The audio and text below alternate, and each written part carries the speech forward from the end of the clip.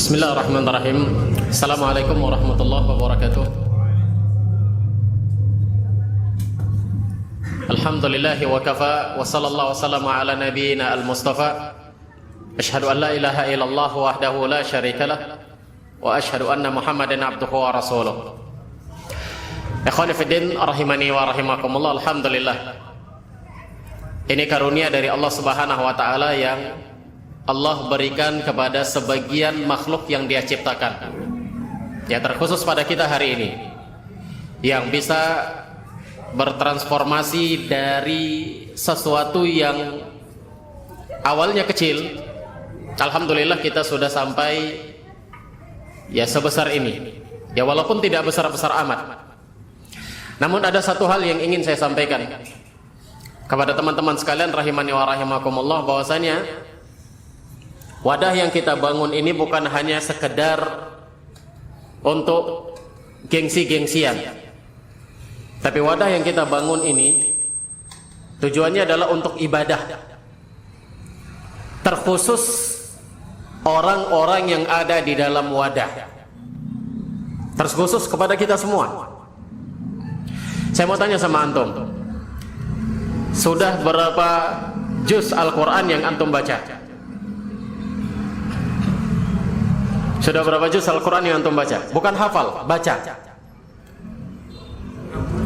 Pak Ketua lama 60 juz. Masya Allah, bid'ah ini. Dua kali khatam. Bener, 60 juz dalam satu bulan ini. Inilah khatam ketiga. Masya Allah. Ada nggak yang ngalahin Pak Ketua yang lama ini? Ikhwan fillah rahimani wa rahimakumullah. Ya, kita berharap orang-orang yang ada di dalam ini, ya, itu adalah orang-orang yang memang bisa menegakkan Islam. Nah, dimulai dari awal, dimulai dari diri sendiri, dimulai dari ibadah kepada Allah Subhanahu wa taala. Nah, mumpung kita di bulan Ramadan adalah bulan Al-Quran, maka coba perbanyak baca Quran. Ikhwani fiddin, saya sudah sering singgung sama antum, saya sudah sering sampaikan sama antum, setiap orang atau apapun, bukan orang, setiap yang berinteraksi dengan Al-Quran, dia pasti akan jadi mulia dan berkah. Apapun itu, setiap yang berinteraksi dengan Al-Quran, maka dia pasti akan jadi mulia dan dia pasti akan jadi berkah. Yang pertama, ikhwan fillah rahimani wa rahimakumullah, saya tanya sama antum, Allah Subhanahu wa taala menurunkan Al-Quran kepada Nabi Muhammad sallallahu alaihi wasallam melalui perantaraan siapa? Melalui perantaraan malaikat Jibril. Maka malaikat Jibril menjadi malaikat yang paling mulia di antara seluruh malaikat yang Allah Subhanahu wa taala ciptakan. Malaikat Jibril menjadi malaikat yang paling mulia. Kemudian Allah utus, Allah kirimkan, Allah turunkan Al-Quran melalui perantara malaikat Jibril kepada Nabi Muhammad sallallahu alaihi wasallam. Maka Nabi Muhammad menjadi nabi yang paling mulia di antara semua para nabi. Menjadi nabi yang paling mulia. Kenapa? Berinteraksi dengan Al-Quran. Kemudian juga ikhwan fillah rahimani wa rahimakumullah, sekarang bulan apa? Bulan Ramadan, bulan yang diturunkan Al-Quran. Ini gimana ceritanya? Bulan Ramadan, bulan yang diturunkan Al-Quran. Tapi Nabi SAW diturunkan Al-Quran kepada beliau selama 23 tahun. Gimana ceritanya? Ada yang paham? Ada yang tahu? Yang tahu saya kasih. Enggak jadi. Ini milik panitia. Milik PGM. Milik Hunain. Properti. Ada yang tahu gimana ceritanya? Al-Quran kok bisa turun pada bulan Ramadan, sementara Al-Quran diturunkan selama 23 tahun secara berangsur-angsur? Ada yang paham? Ikhwah, Al-Quran Allah turunkan dua bentuk kepada Nabi Muhammad SAW.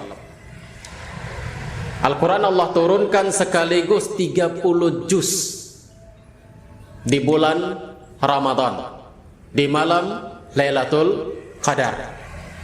Allah Subhanahu wa taala katakan, "Inna anzalnahu fi lailatul qadar." kami turunkan Al-Quran pada malam Lailatul Qadar. Allah turunkan sekaligus 30 juz ke langit dunia, lengkap semuanya. Kemudian dari situ baru Allah turunkan secara berangsur-angsur kepada Nabi Muhammad SAW selama 23 tahun. Coba antum perhatikan, ikhwan fillah, Allah turunkan Al-Quran pada bulan Ramadan. Sebagaimana Allah Subhanahu wa taala mengatakan, "Inna anzalnahu", Allah Subhanahu wa taala mengatakan, "Syahrul Ramadan alladzi unzila fihi Al-Qur'an." Bulan Ramadan adalah bulan yang diturunkan Al-Qur'an. Maka bulan Ramadan jadi bulan yang paling mulia di antara bulan-bulan yang lain, bersinggungan dengan Al-Qur'an. Kemudian Allah turunkan Al-Quran itu di malam hari, yaitu pada malam Lailatul Qadar, sebagaimana yang kita sebutkan tadi, "Inna anzalnahu fi lailatul qadar." Dalam ayat yang lain Allah katakan, "Inna anzalnahu fi lailatin mubarakah." Kami turunkan Al-Quran pada malam yang penuh dengan keberkahan. Maka malam Lailatul Qadar menjadi malam yang paling mulia di antara malam-malam yang lain. Apa salah satu kemuliaan malam Lailatul Qadar? Ibadah di dalamnya itu lebih dari kebaikannya, keutamaannya, keberkahannya lebih dari 1000 bulan. Allah Subhanahu wa taala mengatakan khairum min alfi syahr. Lebih baik dari 1000 bulan, bukan sama, tapi lebih baik dari 1000 bulan. Orang yang mendapatkan malam Lailatul Qadar dengan ibadah, ibadah apapun itu, apakah dia salat, apakah dia baca Quran, dan gak mesti di masjid, di rumah juga, sama istri masing-masing misalnya, saling baca Quran, saling murojaah, atau saling salat, atau zikir, atau ibadah apapun yang dilakukan di malam Lailatul Qadar, maka dia mendapatkan sesuatu yang lebih baik dari 1000 bulan. Nabi SAW pernah ceramah, didengar oleh sahabat-sahabatnya. Nabi ceritakan tentang kisah Bani Israel, di mana Bani Israel ini di siang hari dia perang, di malam hari dia qiyamul lail. Siang hari perang, malam hari qiyamul lail, dan itu dilakukan selama 83 tahun lamanya. Sampai-sampai sahabat bingung, "Ya Rasulullah, begitu hebatnya orang ini." Sahabat takjub, begitu hebatnya orang ini, begitu kuatnya dia di siang hari perang, di malam hari qiyamul lail. Ada orang yang sanggup perang bertahun-tahun, malamnya dia salat malam? Enggak ada. Sahabat takjub. Sampai-sampai Jibril datang sama Nabi SAW, kemudian mengatakan kepada Nabi, "Ya Muhammad, bilang sama teman-temanmu, bilang sama sahabat-sahabatmu, ada yang lebih baik dari Bani Israel ini." Siapa itu? Orang-orang yang mendapatkan malam Lailatul Qadar. Ini salah satu keutamaan, ikhwan fillah rahimani wa rahimakumullah. Dan malam Lailatul Qadar jadi malam terbaik karena bersinggungan dengan Al-Quran. Antum yang ada di sini, siapa yang terbaik di antara antum? Bukan ketua PGM, bukan ketua PGM, afwan ya, bukan ketua Hunen, ya, bukan pembina, bukan. Tapi siapa yang paling terbaik? Yang menyibukkan diri dengan Al-Quran, yang mempelajari Al-Quran, dan yang mengajarkan Al-Quran. Itu yang terbaik.